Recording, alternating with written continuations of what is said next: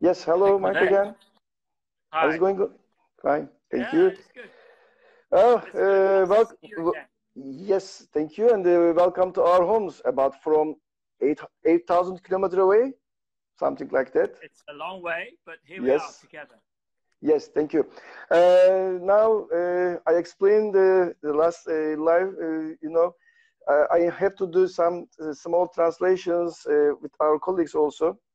But first of all, I would like to thank you to accepting our invitation, Mike. During this pandemic or this outbreak, Turkish Geography Society sharing some information about pandemic or outbreak relation between the geographical subjects. This is the 12th interview with you, actually, and we are going on also. We have some 10 or 8 more until the June. So, first of all, I would like to give some information about you to our audience. And please let me some translation also the conversation to our audience. Yes, I will summarize the translation actually.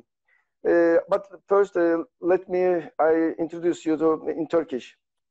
Değerli katılımcılar, Profesör Michael Meadows, Cape Town Üniversitesi'nde Çevre ve Coğrafya Bilimleri bölümünde öğretim üyesi. Sussex Üniversitesi'nden lisansı, Cambridge Üniversitesi'nden doktora derecesine sahip. Mike aynı zamanda 150'den fazla araştırması var, makalesi var uluslararası saygın dergilerde ve bunun dışında mesela son zamanlarda yapmış olduğu 2 tane önemli kitabı var. Bir tanesi Güney Afrika Jeomorfolojisi, diğeri de Jeomorfoloji ve Toplum olarak Springen'de yayınlanmış durumda. Tahmin edeceğiniz gibi araştırma alanları fiziki coğrafya üzerine daha çok, kuaternler ve çevresel değişim, doğal ve insan kaynaklı etkileşim üzerinde çalışıyor daha çok. Mike 2010-2018 yılları arasında Uluslararası Coğrafya Birliği'nin genel sekreterliğini ve saymanlığını yaptı. Şu anda da genel sekreter yardımcısı olarak devam ediyor ve altını özellikle çizmek isterim. 2010'dan önümüzdeki Ağustos ayından itibaren de 4 yılına Uluslararası Coğrafya Birliği'nin başkanı olacak. Yani birkaç ay içerisinde başkanımız olacak aynı zamanda. Yine Kraliyet Coğrafya Derneği'nin, Afrika Bilimler Akademisi'nin, Güney Afrika Kraliyet Derneği'nin, Cape Town Üniversitesi ve Güney Afrika Coğrafyacılar Topluluğu'nda üyesi aynı zamanda. Bunun dışında oradan da soru soracağım kendisine.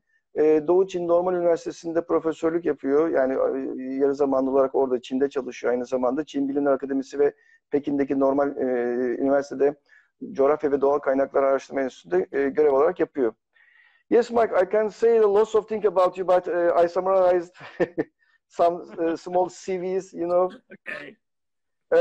Thank you again to join us. Yes, I would like to start with maybe the question. You study about the geomorphology, physical geography also, and your main ideas and subject is related with the Anthropocene. Maybe we can start with the Anthropocene. That is a new word actually to explain the situation between the man and environment interaction. You know, in this process, at the first question, what is the Anthropocene era? Is that a geological era or not? Or what should we start this era in your opinion? Yeah, well, that's a very good and very controversial issue in a way. I think many people have accepted the idea of the Anthropocene. And of course, what we mean is a period of time where humans have become the dominant geological force. Mm-hmm. You want to Yes, please. Arkadaşlar kendisine bir başlangıç olarak çalışma alanıyla ilgili olarak da antroposen kavramını sordum. Antroposenle ilgili ne düşündüğünü ve ne şekilde tanımladığını sordum. İnsanın domine ettiği bir dönemi ifade ettiğini söyleyerek başladı. Yes, please, Mike. Yeah.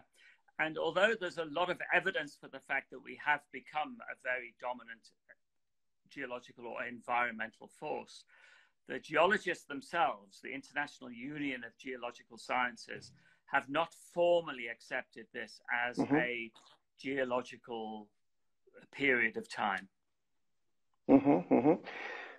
Der ki Uluslararası Jeoloji Birliği henüz daha bu kavramı yani antroposeni bir jeolojik çağ olarak tanımlamış değil. Yes, please, Mike. Yeah, so I'm not sure that's really important because the geologists can decide for themselves. the reality is that it is the case that within the last few centuries, or within even the last few decades, humans have become an important influence on the environment globally. Ya, ya. Aslında bu sürecin çok belirgin olan şeyi insanın çevre üzerindeki veya ortam üzerindeki baskısının çok daha hissedilir hale gelmiş olmasıyla tanımlandığını ya da o şekilde açıklandığını ifade ediyor. Yes, please. Yeah, so for me, whether the geologists accept this as a formal geological period, it's apparent to me, and I think to many of us, the human impact upon the environment has been incredibly strong, dominant, and I think the kinds of issues that we've seen in the last few months around the wildfires in Australia or in California and the coronavirus are all indications, I think, that our interaction with the planet has become problematic. Yeah, yeah. Yani aslında biraz da konumuza doğru yaklaşıyoruz. Şu andaki koronavirüs salgınıyla alakalı da aslında bu sürecin bir parçası olarak, yani insanın doğa üzerinde, çevre üzerindeki etkisi ve bu tarz, ki zaten biraz sonra soracağım da o soruyu daha detaylı bir şekilde, bu tarz pandeminin ya da işte salgınların yayılmasındaki etkisi üzerinden hareket ediyor. Yani antroposeni biraz da bu şekilde tanımlamakta, yani insanın doğayı biraz değiştirme etkisi noktasında olduğundan bahsediyoruz ki zaten şeyde bahsedeceğim tekrar. Yani soracağım kendisine detaylı olarak da. Thank you. Yes, please. Go ahead.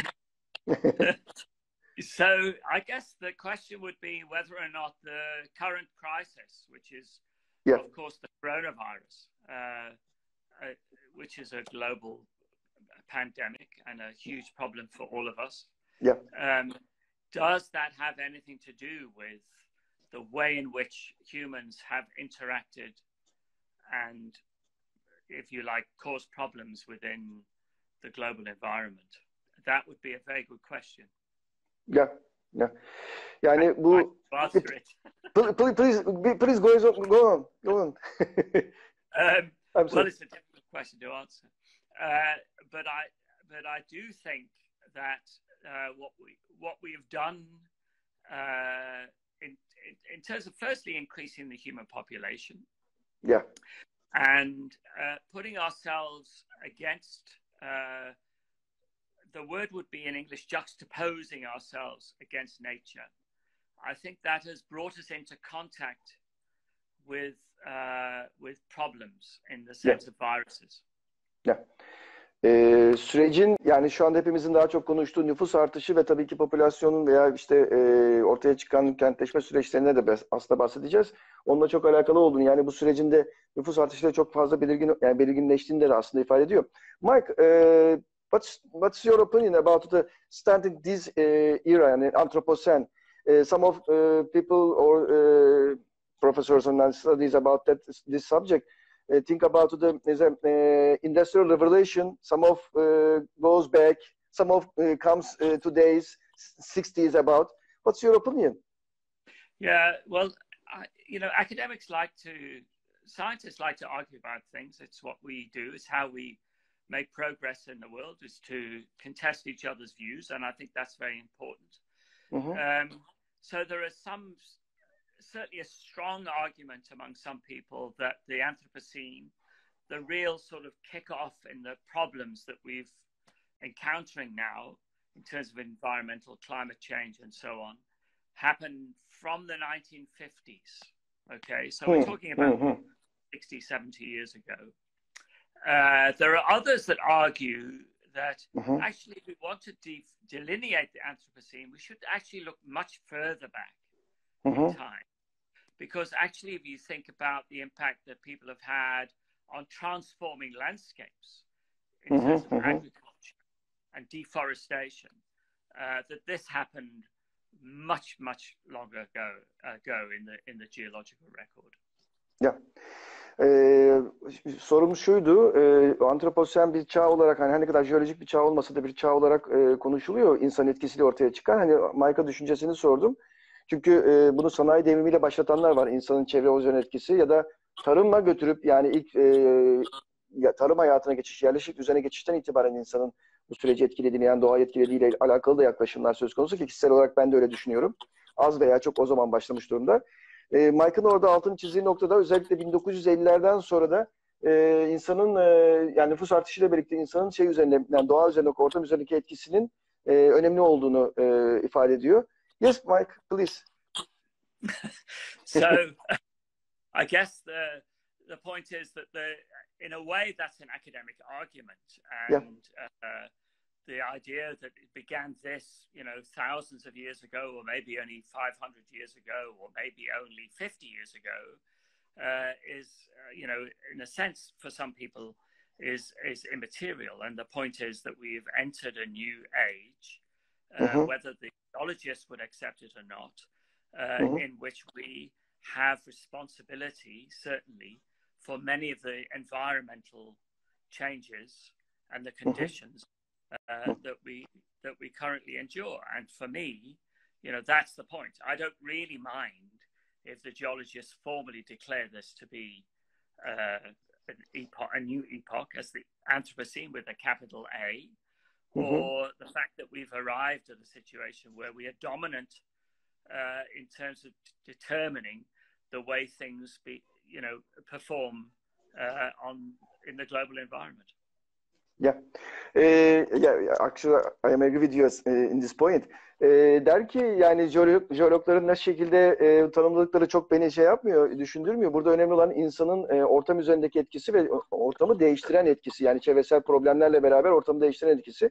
Ki biraz sonraki konuşacağımız Covid meselesi de, salgın meselesi de zaten bununla oldukça alakalı olacak. Sürecin, yani jeolojik dönemin meselesinden çok insanın sürece dahil olması veya aktif olarak ortamı bozmasıyla alakalı bir durum olduğundan da bahsediyor.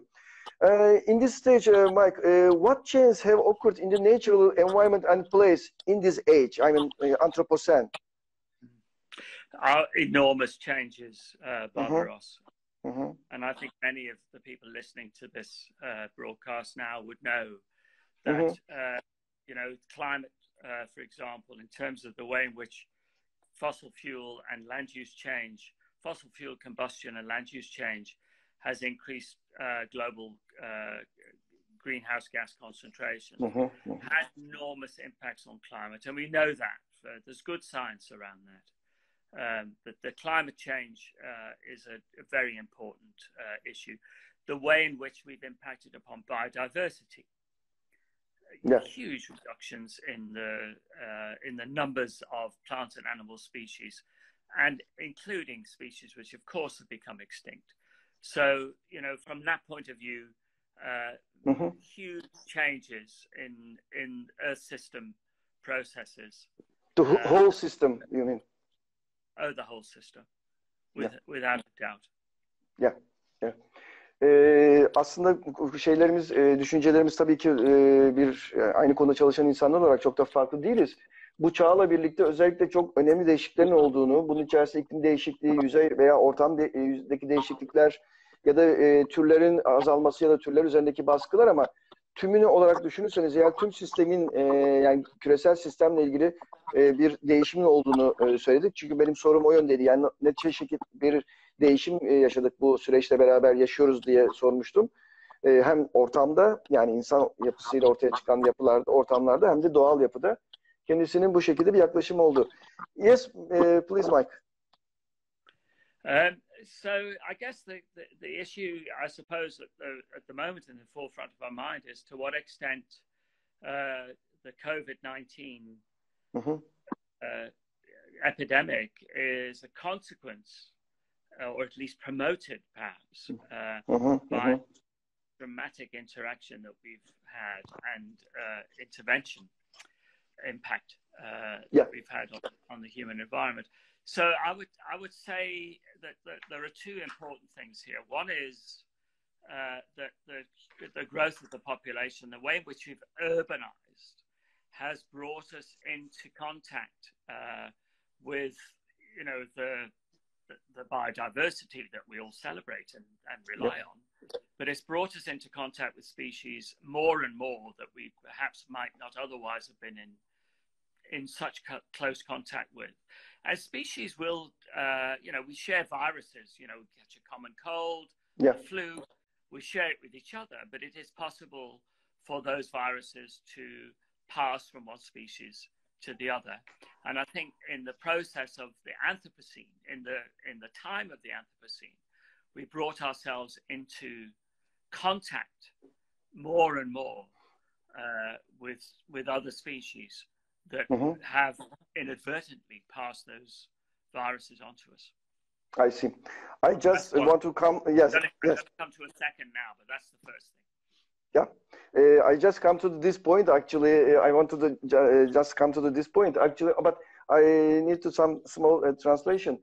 Yes. Aslında, yeah, please. Nüfus artışı ve kentleşmeden bahsetti yani bu sürecin içerisinde ama aslında bu virüs yani daha doğrusu şu anda yaşadığımız problemin de aslında doğanın bir parçası içerisinde bir şekilde içerisinden gel yani bir yaşamın bizimle beraber yaşayan bir takım süreçlerden bahsetti. Bu noktada özellikle tabii ki bizler de şu anda konuşuyoruz biliyorsunuz yaşadığımız ortamda yani virüslerle bir şekilde iç içeyiz ve ama bunun tabii ki etkileri veya şey üzerine yani gelişleri bugün ortaya çıkan durum üzerine ben şimdi bir soru soracağım. Bakalım o noktadan nasıl bir dönüş alacağız ama Mike, yes, this epidemic or now has been detected more than 4.5 million people all over the world, you know, and more than 300,000 deaths. This is officially, actually, not. Yeah, maybe way more.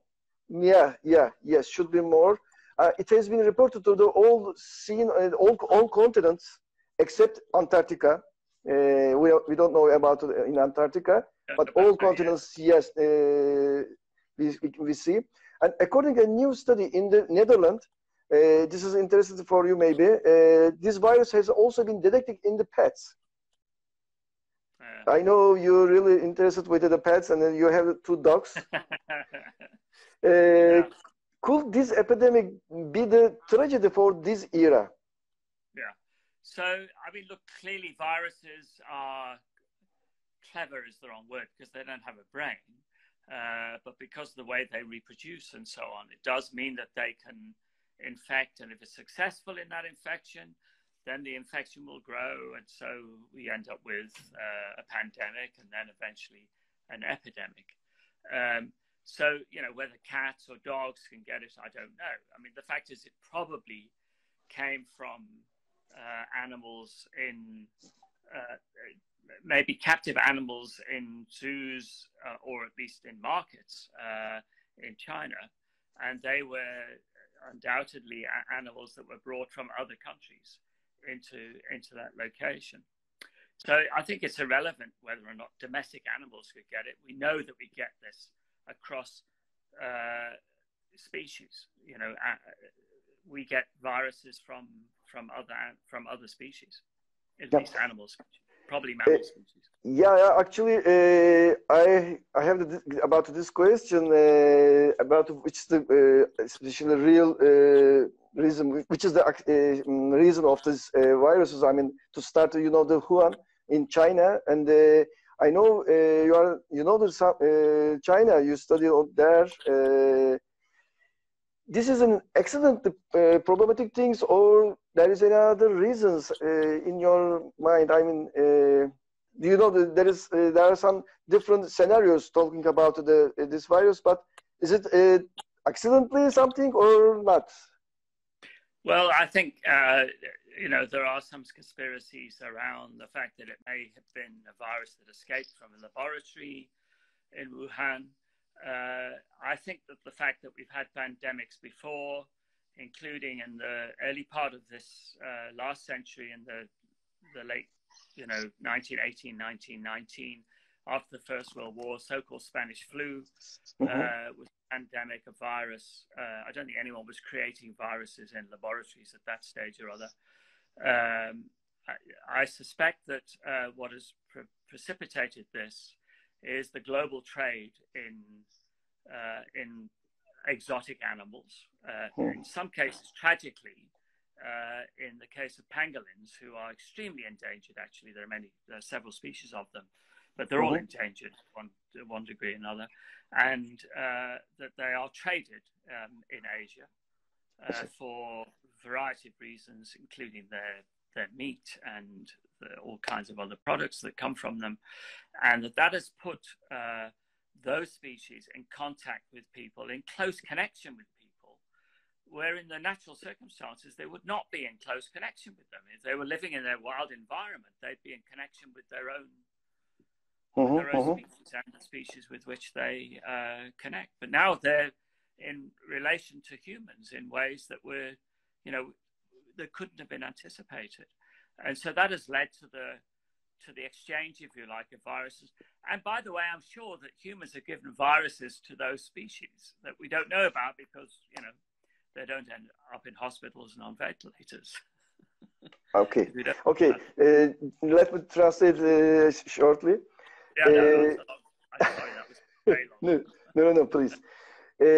Kendisiyle şeyi konuştuk, yani sordum kitapta bu sürecin işte yaklaşık 4,5 milyon insanın şu anda milyar insanı etkilediğini, milyon insanı ve bununla birlikte 300 bin fazlasında ölüm olduğundan bahsettik gelen haberler içerisinde.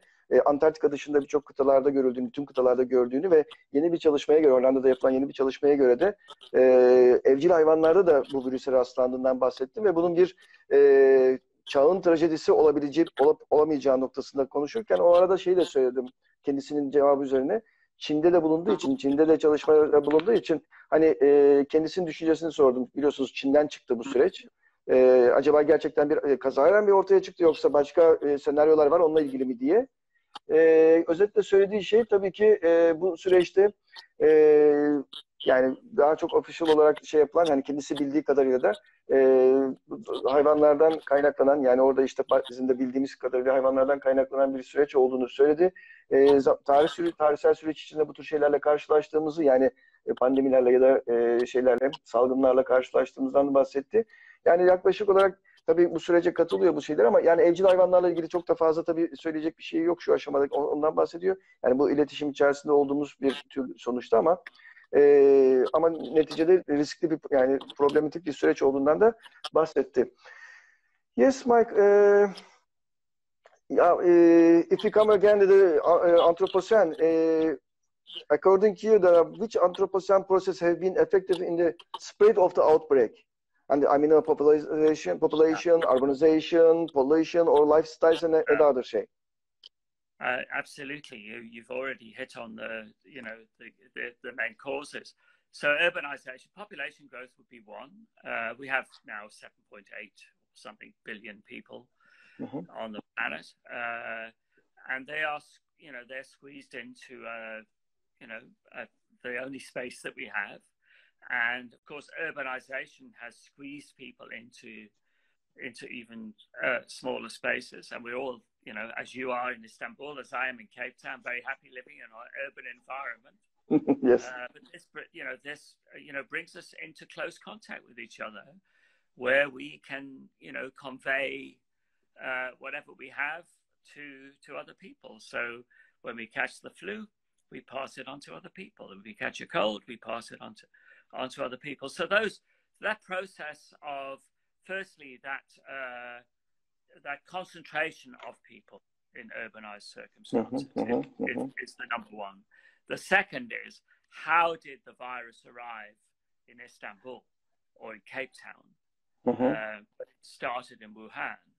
And that, of course, is the process of globalization, of international travel, where we are so much more connected across the planet than we ever were in the history of humankind. So those two things, concentration of people and the movement of people globally. Okay. Thank you. Kendisiyle şeyi sordum, yani bu süreçte şimdi antroposen dediğimiz zaman birçok süreç bunun içerisine giriyor. Nüfuslanma ya da nüfus artışı, kentleşme, tabii bunun içinde çarpık kentleşme de var. Kirlilik ya da yaşam koşulları. Bunlardan hangilerinin bu sürecin ya da pandeminin bu kadar yayılmasında etkili olabileceğini sordum kendisine. Tabii yani özellikle nüfusun konsantre bir şekilde büyük kentlerde yaşıyor olmasını, ki İstanbul örneğini de kendisi verdi zaten. Birinci neden oldu. Yani nüfusun bir arada çok fazla olmasıyla alakalı bir süreçten bahsetti doğal olarak. İkincisi de seyahatler, yani ülkeler arası gelişen seyahat süreçlerinde bu sürecin dağılması, yani bu pandeminin dağılmasında, küresel anlamda dağılmasında etkili olduğundan bahsetti. Yes, Mike, actually, you are right, and the two main idea is one of is the population and concentration of the population, and the transport between the countries. It's important. How about the immune system? Well, this is controversial, of course, and I'm not a medical Yes, scientist at all, me too. and it's impossible for me to comment. But there clearly is a way in which humans, any species actually, let alone humans, ultimately can and do adapt to these kinds of infections. Otherwise, those individual species would be wiped out. And we, in the Spanish flu epidemic in the early part of the 20th century, ultimately people, most people, not all, have become immune. And that may well happen here. In fact, it should happen and will happen. And some countries, of course, have tried to do this, to engineer this, if you like. Sweden, I think, is probably the most famous example. Whether it works or not, I don't know. Ultimately, most of us, it seems to me, will come into contact with this virus. And if there's a degree of so-called herd community, then so be it. But the science is, and I'm not in a position to comment on it, but it seems to be very, very unsure at the moment as to whether that will work in the short term. In the long term, of course, I think it must work. Yeah, I see. Aslında tabii bizim kendi alanımız değil ama tabii sorma ihtiyacı ya da bir hatırlatma gibi oldu benim de. Biraz da çünkü bizim bağışıklık sistemimizle de alakalı bir durum olduğundan bahsettik. Onunla ilgili de bir değerlendirme yapmasından bekledim ama yani kendisi tabii kendisi açıklamalarında bulundu. Bu noktada gerçekten hani hep konuştuğumuz şeyler, bir ölçüde bahsedilen şeyler kişiler olarak bağışıklık sistemimizin güçlü olmasıyla alakalı. Our time is okay. It's going on now. No problem. It's enough time we have. Yeah, we got time. Yes. I would like to focus on something about because some of studies about this pandemic is related with the air temperature is when it's changed, become a hot and hotter. It would be different, and maybe people affected less than the others, changed the seasons, something like that. Yeah, what are the expectations for the development of the outbreak in the southern hemisphere in the coming period? I know you live in the southern hemisphere, and maybe the another part of the African continent. You are going to be day by day to the winter period. What is the change, or what's the situation there? It's a very good question, Nat. And I think we associate flu, influenza certainly, with being more problematic in winter, colder months when people are huddling together. They're on, I don't know. The fact is that it started later in the southern hemisphere. And I think there was a sense at one stage that meant, because it was summer in the southern hemisphere as it was in the winter when it started in the northern hemisphere, that somehow or other we might be protected from that. I don't think there's any evidence that I've seen to suggest that this virus is more or less problematic because of weather conditions. I think behavior of people will certainly promote it. I can't see any evidence at the moment, and I'm not a scientist in this regard, but I can't see any evidence. You look what's happening in Brazil at the moment. Brazil is a tropical country. It's never cold there. I mean, relatively. They've got, it's rampant. I'm not sure the temperature conditions. I think my sense is I have to think differently about this particular virus from the influenza, which catches people in winter when it's cold and people are weak and huddling together and weaker because of that. I don't think it works that way. Sorry. Okay. Yeah. No, no. You can translate that. Yes, please.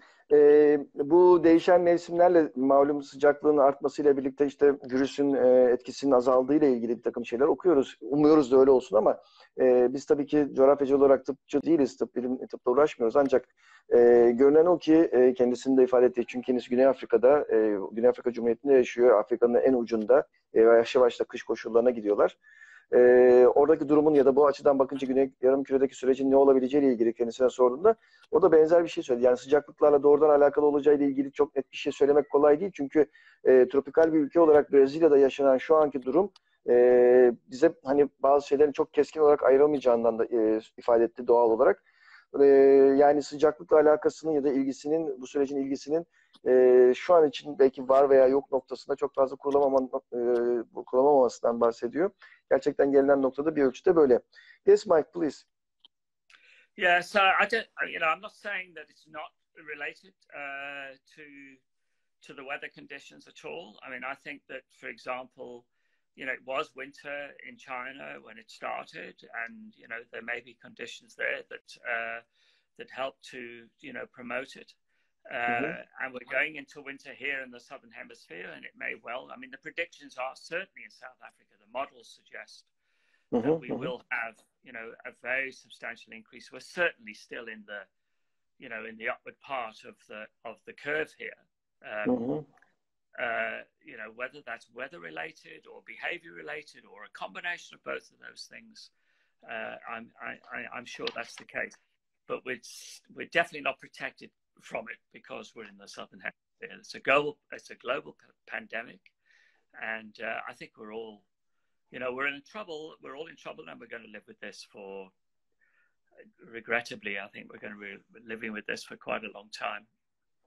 A small translation, please. Yeah. Bu tahmini zor bir süreç olduğundan da bahsediyor. Yani biraz önce bahsettiğimiz nedenlerden dolayı. Yani sıcaklıkta mutlaka değişecek anlamından ötesinde tahmini kolay olmayan bir süreçten bahsediyor. Şimdi o konuyla ilgili aslında bize soru soracağım. Yani iklim değişikliğiyle bu süreçle alakalı ne düşünüyor onu öğrenmek için bir soru soracağım şimdi. Mike, what do you think about the climate change or changing climate with this kind of spread of the pandemics? How could be related with these two issues? Well, I think the cause would be the same, which is human impact upon the environment. And you could relate climate change to the COVID or COVID to the climate change. But what I would say, if you think more broadly about the impact that COVID-19 is having on the environment, there are some positive effects and some negative. Yeah. And there may be, we should slow down a bit here because that's quite complicated, so I won't talk too much, but maybe I should start with the positives. Because of the economic slowdown, of course, we've had a substantial reduction in greenhouse gas emissions, which probably has had a positive effect on the rate of global climate change. So, we can talk about other things around global economic, the global economy, but that looks like maybe a positive effect that carbon dioxide concentrations have slowed down. At least the increase in carbon dioxide concentrations have slowed down. Yes. Translate that. Yeah. Small break for the Turkish. Yeah, thank you. Aslında iklim değişikliğinin demin söylediğim gibi alakasıyla yani ilişkisiyle konuştuk ama şu noktadan daha çok yaklaşıyor. Yani malum özellikle iklim değişikliğinin insan etkisiyle ortaya çıkan ya da insanın faaliyetleri neticesinde ortaya çıkan süreçler açısından bu sürecin bir anlamda bir faydası da dokunmasından bahsetti şu açıdan. Çünkü malum tabii ekonomik kısmını ayırıyorum yani ticaretle ilgili, ekonomiyle ilgili problemler yaşanıyor ama sonuçta hepimizin bildiği gibi atmosfere salınan sera etkisi yaratan gazların şu aşamada azalmasından dolayı toplamda küresel ısınmada insanoğlunun katkısı olarak ortaya çıkan sera gazları birikiminin azaldığından bahsediyor bu açıdan. Ama tabii ki yani sürecin iklim değişikliğine olan etkisi ya da insan kaynaklı iklim değişikliğine olan etkisi üzerinde şey yapıyor. Yes, please Mike. Yeah, so that's one side. That's the impact. The other is that there may have been some negative consequences, many, I think, but of course, in human life is one. But for example, because of the slowdown in global tourism, many areas, particularly, and I talk about Africa because that's the continent I live in. Yeah. The importance of the income, the revenue that you gain from tourists coming to conservation areas. Yes. To the extent that the income stream for conservation in many parts of the national parks of Africa are hugely reduced as a consequence of the fact that there's no longer any clearly there's no tourists arriving anywhere. So that's had potentially very negative consequences for for example, okay, I'll let you translate that. Yes. Bir de tabii olumsuz yönünden bahsediyoruz. Tabii biraz daha küresel anlamdaki bir yönü. Bu da daha çok turizm üzerine, yani turizm aktivitelerinin etkilendiğinden bahsediyor ve bu özellikle turizmle gelir noktasında, yani ulusal geliri anlamında turizme çok bağlı olan ülkelerin içinde bir problem olduğunu söylüyor ki Türkiye'de de aslında bana benzer bir durum söz konusu. Şimdi bu konuyla ilgili biraz bu konunun detayına girmeye çalışacağım ben de. Actually, yes, Mike, you are right, because Turkey is also the main is an important part of the income comes from the tourism and international tourism also, and it's affected this process, this pandemic or this outbreak also. People think about maybe it could be changed after the maybe July or starting July, but this is new normal. They talk about it, new normal. Yes, this is another maybe question. Is a kind of new normal because of the tourism activities change the face. I mean, not all inclusive, maybe it's changing something more. Maybe natural tourism become more important, something like that. What do you think about it? Well, I of course, I'm very interested in that aspect. I'm as a geographer, I've traveled as you have. That's been our norm.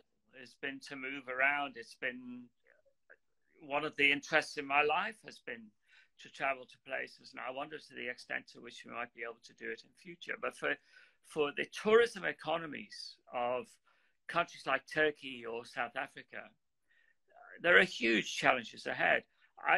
I could guess that we might gain more perhaps from local tourism. I mean, that, won't solve all of the problems. But if people now see not being able to go internationally, that they can go and travel more locally, which we did in the past, by the way. I'm a bit older than you. I remember all my tourism travel as a child with my parents was just within the United Kingdom. We went to resorts in the UK, and perhaps that is something that would return, that we could discover our own. You mean I say you mean we started again to the past, to go to the past, and then started to know our countries again, not international maybe. Maybe we try to know our own countries a little better, or even our own cities. Yeah. This is I'm going to explain this one, please. Just a second, Mike. Mike der ki turizmde uluslararası, ki kendisi çok fazla seyahat edenlerden bir tanesi, biliyorum mesleki açıdan da artık hani eskisi gibi en çok belki daha çok ülkeler, yani ülkenin kendi içindeki iş turizmi, kendi çocukluğundan da bir ölçüde bahsetti, kıyılara giderdik dedi çocukken, yani kendi İngiltere'de yaşadığı yerden bahsediyor. Biraz daha belki şehri öğrenmek ya da ülkenin diğer kısımlarını öğrenmek için biraz daha farklı, yani iç turizmin canlanabileceği noktasından da bahsetti. Tabii ki enteresan bir yaklaşım. Şu anda da yavaş yavaş, yani yeni normal dediğimiz kavram biraz bu noktaya doğru gidiyor. Yes, Mike, please. Yeah, so that's obviously one possibility, and I think that I think air travel will become just different. I'm worried actually it'll become a lot more expensive. Yes, and, yes. Because clearly if you can only put half the number of people on a plane that you used to put on, and the costs are the same because the fuel price it's a bit lower. I mean, that obviously is compensated a little, but travel I think will become just a lot more difficult. Yeah. And well, we started talking about the environment, and so there may be some positive impacts of that. Yeah. Der ki haklı olarak ki biz bunu yaşıyoruz şu anda Türkiye'de de malum. Özellikle uluslararası iletişim seyahatlerde uçak kullanılmasının ile ilgili seyahatlerde tabii ki uçağın aynı kapasiteyle uçmayacağı için şu andaki sosyal mesafe meselesinden çok daha pahalıya gelebileceği ve bu da uluslararası seyahati etkileyebileceğini negatif anlamda ama bunun tabii çevreye açısından çevresel yük getirmesi açısından da turizmin bu anlamdaki çevresel yük getirmesi açısından da pozitif bir şey olabileceğinden bahsediyor. Yes, please, Mike. So from an environmental point of view, there's a couple of other things that I'd want to say. If we want to go back to the pandemic and the causes of the pandemic, they're not absolutely established, but there's good evidence that this started from what the Chinese call a wet market. Sounds sinister, but actually it's just a place where they sell fresh produce, including meat animals. Some of those animals are exotic. I think species in Africa are in danger, like pangolins, for example, where the exploitation of those has been driven by, at least in part, if not largely, by the Asian market. And that's been banned now. I mean, in China, they haven't legislated for it. They will legislate for that to be illegal. And I think so from that point of view, there are some positives for the environment. Also. Yeah. Just this point, the people they're all stay at home. Due to this curfew, nature has begun to renew itself, actually. Maybe, we see some kangaroos in the streets of Australia and the dolphins in the Bosphorus, we can see. Or there is different kind of birds in the trees on the street, in these big streets, in this city. How did South Africa start seeing something like this kind of species? Did you see something? The new ones? Actually not directly at all. I live, I know you visited my house and you know that it's very close to National Park. And my daily habit has been to run or to walk in that National Park. And I've not been able to access it because our current lockdown does not allow it. So I run on the streets at the moment, not in the wild parts. So I can't report directly that there have been changes that are directly attributed to the fact that we're no longer in those wild areas and disturbing the animals. There have been some reports around South Africa of this. At the moment, I'd say it's not clear that we are seeing. I've heard rumors of snakes coming into gardens that used to be there. I think that they are rumors. I see. Not entirely sure that this has been long enough yet for that process. I see. Kendisine sordum. Bizim de karşılaştığımız şeyler, dünyadan da örnekler geliyor. Bu mesela kanguruların Avustralya'da caddelere çıkmış olması ya da işte yunusların boğaz içinde boğazda görülüyor olması ya da işte birçok kuş türünün, yeni kuş türünün caddelerde görülüyor olması. Kendisinin durumunu sordum. Oradaki durumu yani Güney Afrika'da durum nasıl diye kendi yaşadığı yerde. Yani bir takım haberler geldiğini ama kendisini bizzat deneyimlemediğinden bahsetti. Çünkü evi aslında bir doğal parka, natural parka çok yakın. Yani orada ve Michael benim bildiğim kadarıyla zaten de fazlasıyla sabah sporda şeydir onun sürekli yapar. Yani içeriye giremiyorum diyor ama diyor sonuçta Doğal alana yakınım. Yani yeni bir şey fark etmedim zaten hani doğal alanın içerisinde yaşadığı için. Mike, how could actually we talked about the new normal about the tourism, but the other part of the life, not only tourism, for the new normal. Can we call this process, for example, press the fast forward button on history, as Noah Harari says? Yeah. He says that press the fast forward button on history, he said. Yeah. I don't know. We are in a time that none of us anticipated. You know, it is fast forwarding in a way. Although, ironically, of course, we're all in lockdown. We're not fast forwarding at all. We're asleep in the sense of watching the world go by around us without being able to interact with it. I don't know what this world would look like, and none of us can know that. I fear it at one level because it's unknown. It's insecure. I mean, I feel insecure about it. But the human species at the same time is very adaptable as a species, certainly. But you know what I fear in South Africa is that people, you know, it's not massively different with Turkey, but there are differences between South Africa and Turkey. And we have very many people who are much more vulnerable. And I fear that the impacts on them will be much greater than they are certainly on me. I'm very comfortable, actually, in my circumstances here. With a good internet connection, I'm able to work, I'm able to feed myself, I'm still getting a salary. I worry that the new normal for many people will be much more challenging than that. And they're great unknowns. But I go to sleep at night thinking about that. I see. I mean, this is maybe it could be the new definition of the sustainability in the new normal. Okay. So that's a different story, of course.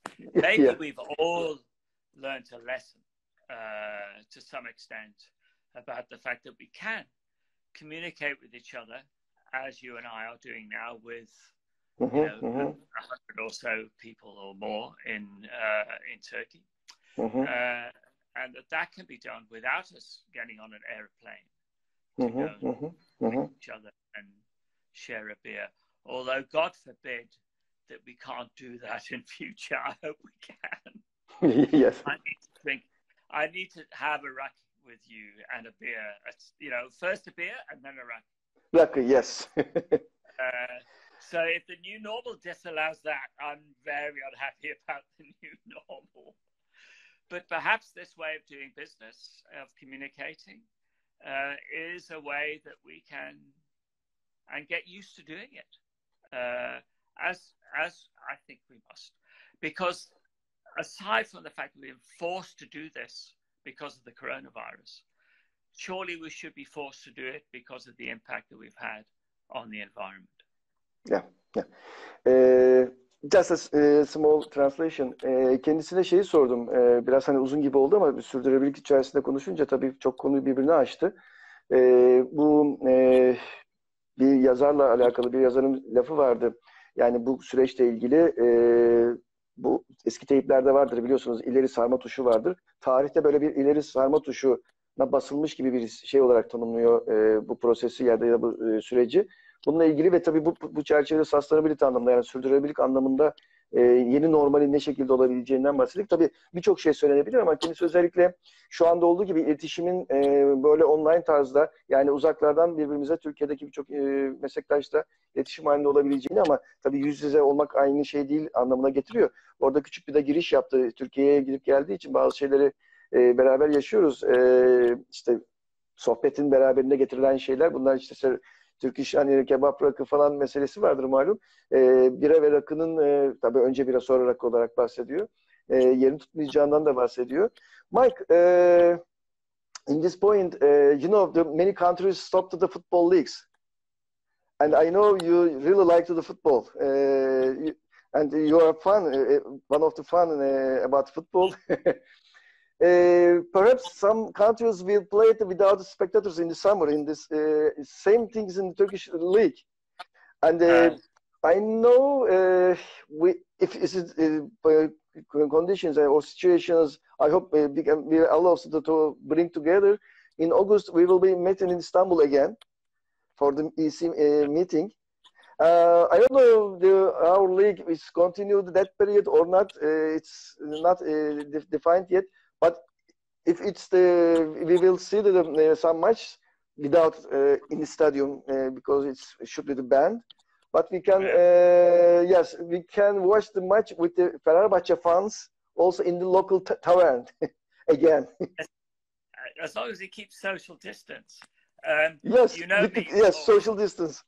As long as you know me, of course, that I'm a big fan of Everton Football Club, and I have to show you that there is, you know. Yeah.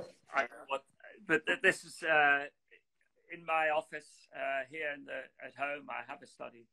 There are Everton, you know, football signs around. My son is a big Everton fan. I had the pleasure of watching a game with you, Fenerbahce, two years ago, I think. Yes. Maybe less.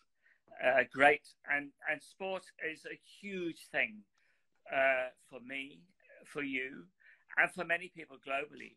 That it's impossible to imagine a life without it. That it gives so much pleasure. That in doing sport, in participating in sport, it's a healthy thing to do.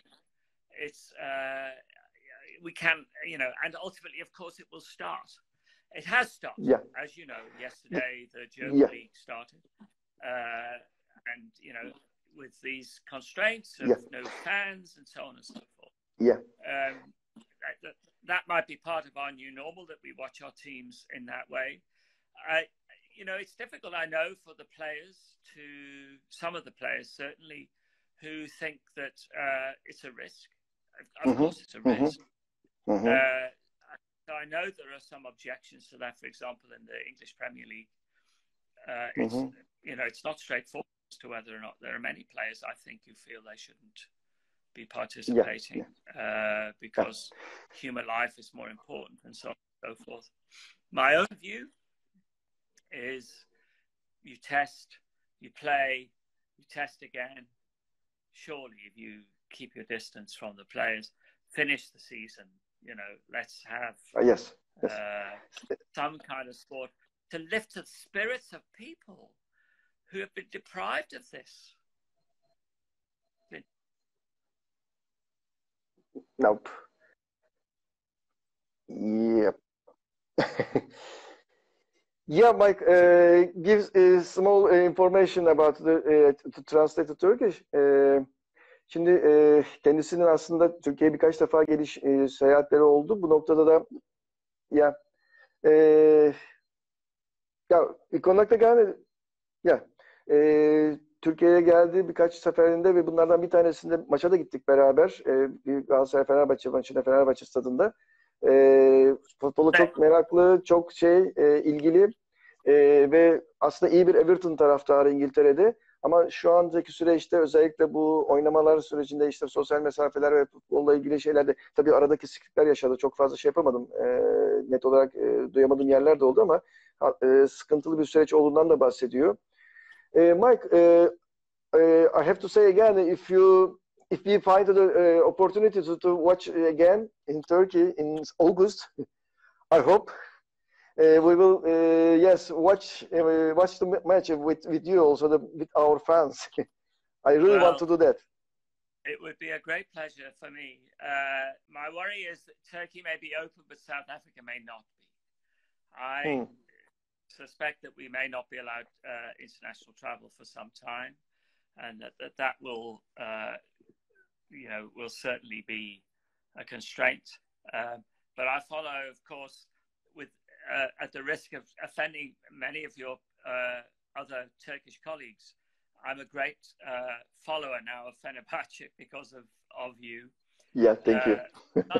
My son was today wearing the Fenerbahce football shirt in the garden when he was mowing the lawn. Yes. Which you kindly gave to me, but it fits him much better than it does me. He looks very good in it. Thank you. And yeah, but I do miss sport, and you know, I miss the contacts with people, and it's great that we can do it this way. But I do miss, as I think many of us will do in isolation. Yeah, I miss the physical contact that we can make with people, and the fun that we can have, and so on. Life is not, at the moment, as we would all like to enjoy it. Yeah.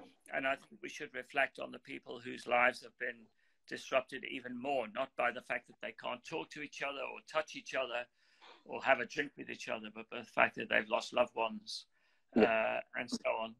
And you know, it's a tough time. It's a war, really. It's a wartime. And we have to hope that we'll come through it.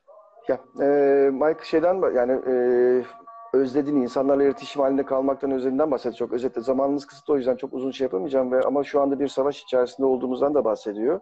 Ve işte maç izlemeyi, beraber olmayı, insanlarla beraber olmayı çok özlediğinden bahsediyor. Geldiği zaman biraz da benden tabii kaynaklanan şeyle Fenerbahçe maçlarına gidiyoruz, gitmeye çalışıyoruz. Öyle ya da böyle bir şekilde hani insanlarla iç içe olmayı özlediğini söylüyor bu zor zaman içerisinde. Mike, we are coming to the end of our time, so I want to share with you a news from the Turkish Geography Society. We established young geographer commissions also today, and they will be in contact with the IGU and other young geographers and will take part in the IGC 2021. I mean, in this outbreak, we are not stopped, and we are still going on still. I know, and I know that because of you and because of other Turkish colleagues, and the strength of geography and in Turkey or anywhere else is in the youngsters.